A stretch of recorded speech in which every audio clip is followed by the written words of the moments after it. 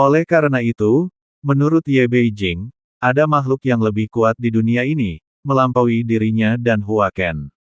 Namun, makhluk-makhluk ini sangat tertutup dan hampir tidak dikenal, tampaknya terlepas dari dunia ini.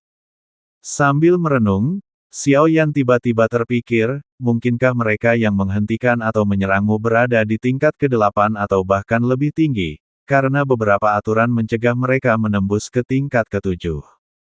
Xiao Yan berkata perlahan. Ye Beijing sedikit mengerutkan kening dan mengangguk. Begitukah?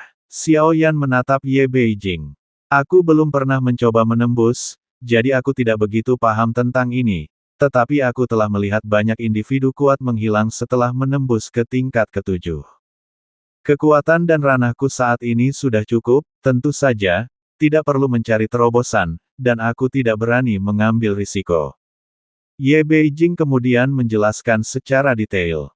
Dia hanya sedikit mengetahui situasi spesifiknya dan tidak berani mencobanya dengan sembarangan.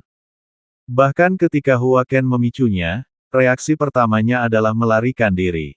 Ini menunjukkan betapa hati-hatinya Ye Beijing, dan bahwa situasinya memang sangat berbahaya. Cukup, percuma memikirkan hal-hal ini sekarang. Bahkan jika klon roh primordialku masih ada, aku tidak akan bisa mendapatkannya kembali sekarang. Sebaiknya aku menatap ke depan dan melanjutkan terobosan kultivasiku. Tingkat ke-7 masih jauh bagiku. Aku perlu memiliki kekuatan untuk melawan Void Lord terlebih dahulu. Xiao Yan telah tenang. Saat pertama kali ia kehilangan kontak dengan klon roh primordialnya, hasilnya sudah ditentukan. Baginya, klon roh primordial sangat kuat dan sangat membantu. Karena itu, harus dikatakan bahwa dalam banyak situasi, ketergantungannya pada klon roh primordial menjadi senjata terkuat dan kartu truf Xiao Yan. Dalam jangka pendek, memang tidak ada masalah. Namun, itu bukanlah jalan kultivasinya. Semakin jauh ia melangkah, semakin banyak energi sumber yang ia kumpulkan di dalam tubuhnya dengan api pemusnahan dan api 9 neter. Api 9 alam bawah tidak dimaksudkan untuk memadamkan api, karena dia telah memutuskan dalam hatinya bahwa dia akan menggunakan api pemusnahan sebagai intinya, dengan semua api lainnya berfungsi sebagai pendukungnya. Kemudian, Xiao Yan mengangkat tangannya dan mengeluarkan mahkota emas gelap dari cincin penyimpanannya. Ini adalah hadiah dari Xuan Huang, yang diperoleh dari dunia gunung dan laut. Apakah kau mengenali mahkota ini? Xiao Yan mempersembahkannya kepada Yuxi. Tidak ada sisa ingatan jiwa di dalamnya, jadi itu tetap menjadi misteri. Aku mengenali ini sebagai mahkota Raja Zuo. Mahkota ini hilang sejak kejatuhannya. Yuxi mengangguk, sedikit rasa nostalgia di matanya yang sedikit menyentuh hati Xiao Yan. Apa tujuan dari mahkota ini? Xiao Yan terus bertanya, tetapi Yuxi menggelengkan kepalanya.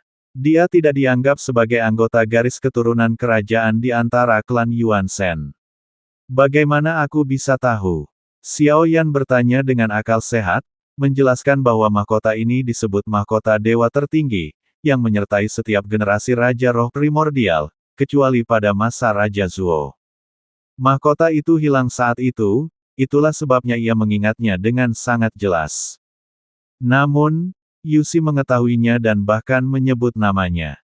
Ia hanya pernah mendengar bahwa dengan mengenakan mahkota dewa tertinggi ini, seseorang dapat terhubung dengan kekuatan roh primordial yang tak terhitung jumlahnya dan menjadi makhluk tertinggi dari klan roh primordial. Oh, jadi mahkota ini juga memiliki fungsi itu. Xiao Yan terkejut, tidak menyadari bahwa mahkota yang tampak agak usang itu begitu berharga. Pada saat ini, Ye Beijing mengambilnya dari samping dan berjalan ke sisi Xiao Yan.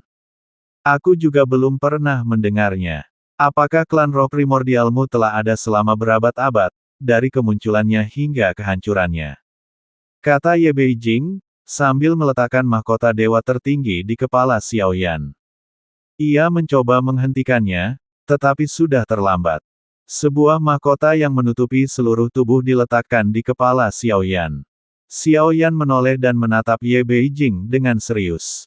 Mata mereka bertemu, dan keduanya tampak tidak merasakan apapun.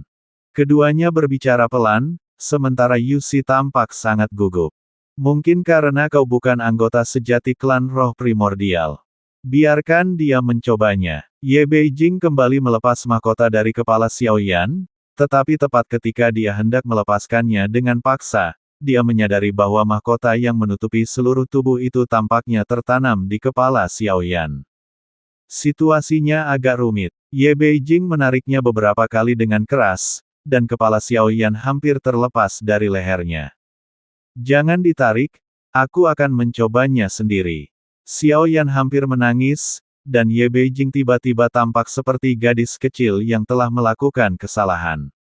Xiaoyan mencoba beberapa kali dengan keras, tetapi menyadari bahwa dia benar-benar tidak bisa melepaskannya. Aku tidak tahu akan seperti ini. Kau adalah anggota klan roh primordial, kau pasti tahu caranya. Ye Beijing menatap Yusi. Aku hanya pernah melihat He Zeng mengenakannya sebelumnya. Ia hanya tahu bahwa jika seseorang selain anggota klan roh primordial mengenakan mahkota ini, mereka akan ditekan dan dibunuh. Suaranya menghilang saat ia berbicara kepada Si, matanya dipenuhi kekhawatiran. Tuanku, mengapa Anda tidak bersabar? Saya akan memenggal kepala Anda untuk sementara waktu.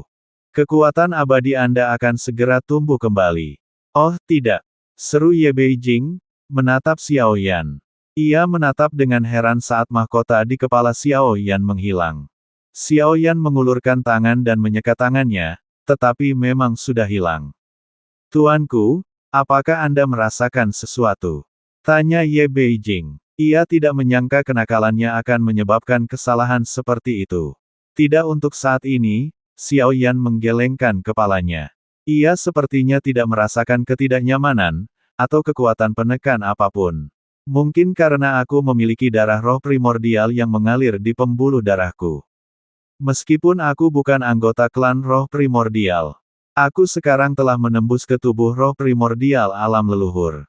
Tentu saja, seorang kultivator alam leluhur tidak bisa menjadi raja dari ras roh primordial, jadi mahkota alam ilahi ini tidak menolakku. Mungkin itu sendiri merupakan pengakuan atas diriku. Jiwa Xiaoyan bergejolak, namun dia tidak dapat merasakan keberadaan lain di dalam tubuhnya. Tampaknya mahkota alam ilahi tidak pernah muncul, dan dia juga tidak pernah memakainya. Benda-benda roh primordial biasa tidak mungkin berpengaruh pada orang luar. Mungkin itu benar-benar mengakuimu. Apa efeknya? Tanya Si dari samping. Xiaoyan tidak merasakan apapun. Memang, dia berasal dari ras roh primordial. Aku tidak tahu tentang benda-benda tertinggi, tetapi mahkota alam ilahi telah diwariskan dari generasi ke generasi raja roh primordial. Pasti memiliki kekuatannya, kata Si. Xiaoyan tidak merasakan perubahan yang berarti, jadi dia berhenti khawatir. Senior Ye Beijing, bisakah Anda mencarikan saya tempat? Saya perlu mengasingkan diri untuk sementara waktu. Xiaoyan tidak lagi ragu, dia masih perlu melanjutkan kultivasinya. Langkah pertama sekarang adalah memanfaatkan kekuatan asal yang telah dia peroleh. Untuk lebih mengembangkan kesadaran spiritual kekosongan bintang ungu, begitu banyak esensi di dalam tubuh telah mencapai titik di mana metode kultivasi harus dimurnikan. Kekuatan penyeimbang khusus dari kesadaran spiritual kekosongan bintang ungu diperlukan agar tetap berfungsi dengan lancar. Tentu saja, saya akan melindungi Anda secara pribadi, Tuan. Hehe, itu tidak perlu. Saya tidak suka diawasi saat mengasingkan diri. Selain itu, saya harus merepotkan senior Ye Beijing untuk menanyakan situasi Sensi. Aisu telah menyerang dan meninggalkan Sensi untuk beberapa waktu, yang sangat mengkhawatirkan. Xiaoyan mengatakan bahwa dia ingin memurnikan kesadaran spiritual kekosongan bintang ungu dan tentu saja tidak ingin orang lain melihatnya.